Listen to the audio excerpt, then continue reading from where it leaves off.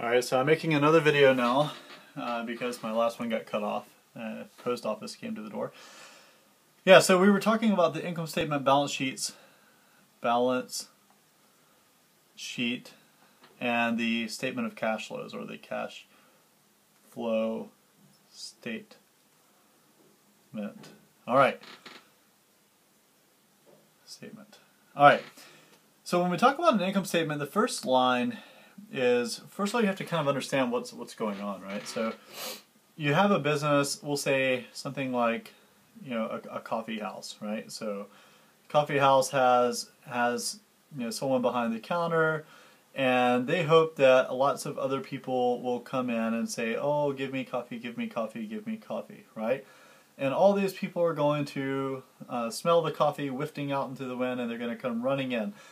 And they're going to buy that coffee. And every time they buy that coffee, they're going to sell, you know, I don't know, maybe they say, we have a special $2 coffee, right? And so every time one of these people comes in, the company makes, you know, $2. $2, $2, $2, $2, $2.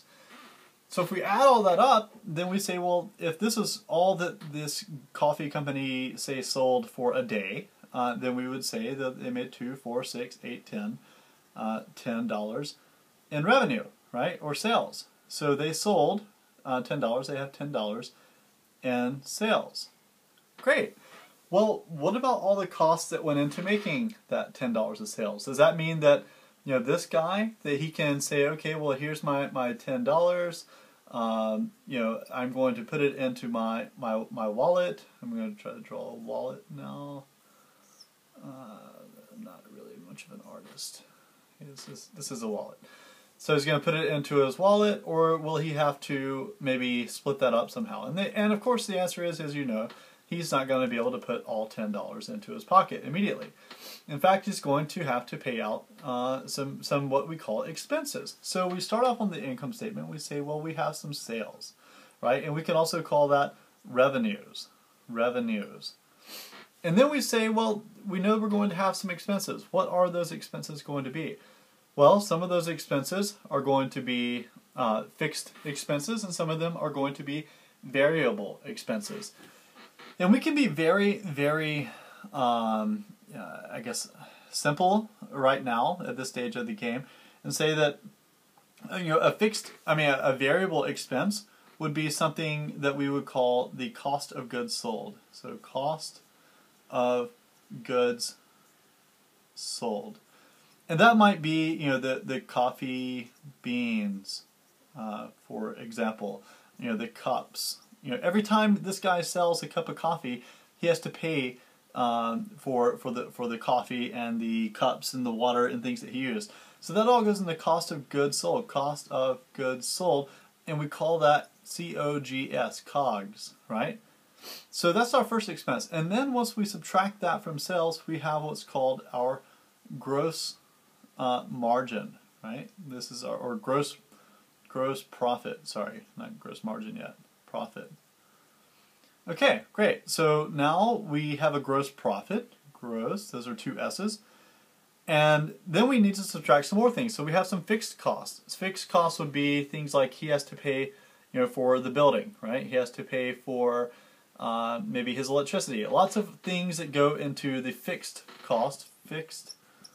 Fixed cost, and we can also call these the overhead, right? Overhead cost, because they're not going to change very often in the business.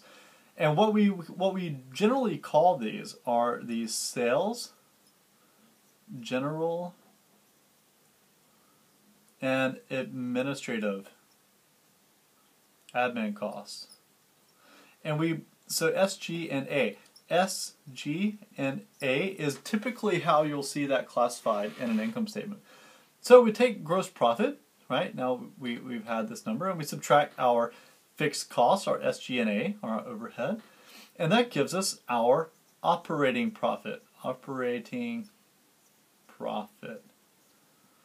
Now we know how much money the company is making in profit based on the operations of the business. This is before the company takes into account any of the financing costs of actually doing its operations.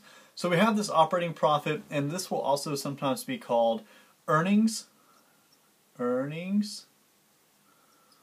before interest and taxes. And that sometimes will be abbreviated as EBIT, which we call EBIT, right? It's just pronounced like you write it. Okay, so we have this EBIT or operating profit, that's our sales minus our variable cost, which is cost of goods sold. That gives us our gross profit. Then we subtract our fixed cost, or SG&A. It gives us our operating profit. And now you probably are thinking, well, he said that now we got to account for the financing cost, and this is our earnings before interest and taxes. So the next things are probably going to be interest and taxes, and they are. So next what we do is we say, okay, let's subtract our interest expense. And this is going to be a function of the amount of debt that we have to pay and the interest that we have to pay on that debt within a year. Basically, the governments typically will let us write this off before we have to pay the taxes. So we subtract that, and it gives us our earnings before taxes, EBT, because now we can take out the interest, right? So now we have our earnings before taxes, and then, of course, what do we have to take out next? That's right, taxes. We have to pay the government. So now we've paid the taxes. We have our gross profit, operating profit, earnings before interest and taxes, and our earnings before taxes. We subtract taxes, and what do we have left over? We have our net income. Awesome. This is the amount of money that an owner can put in the pocket. So out of that $10, it could be that he wound up paying something like $4 in COGS. So COGS. It could be that then that gave him $6 left over in gross profit, and then he subtracted, say, another $2 in SG&A, which gives him $4 of EBIT. Then maybe he has $1 in interest expense, so i.e. interest expense. That gives him $3 of earnings before taxes. And then say he from that subtracts another one third roughly for tax. And so he has $2 left over, right? So now this $2 of net income, NI, he can put that into his wallet. Let's see if my wallet looks a little better this time. That's really a bad wallet. I'll work on the wallet this semester. Okay, so he has $2 he can put in his pocket, but that doesn't mean he has to. The next thing that you would typically see subtracted would be if he was to pay any dividends. And dividends means that this company, right, his coffee house, there might be something like 4 or 5, and it could be 4 or 5,000, it could be 4 or 5 million in the case of Starbucks owners. And these owners say, hey, where's our money? We want a portion of that money. And so he might say, okay, well, I have to pay them 50 cents, right? So that gives him a total of $1.50 left over, because this 50-cent dividend has to go to the shareholder, right? He doesn't have to. This could be zero. He could reinvest all the money. But what that reinvestment is, what that means is that after he pays dividends, if he does pay dividends, he doesn't have to, then he has what he can reinvest. And what he can reinvest into the company is called retained earnings. Earnings. R-E. Okay? And this number is going to go to our balance sheet. So we'll come back, and in the next video we'll talk about the construction of the balance sheet. Thanks. Talk to you soon. And by the way, that squeaky noise is me moving around in my office chair.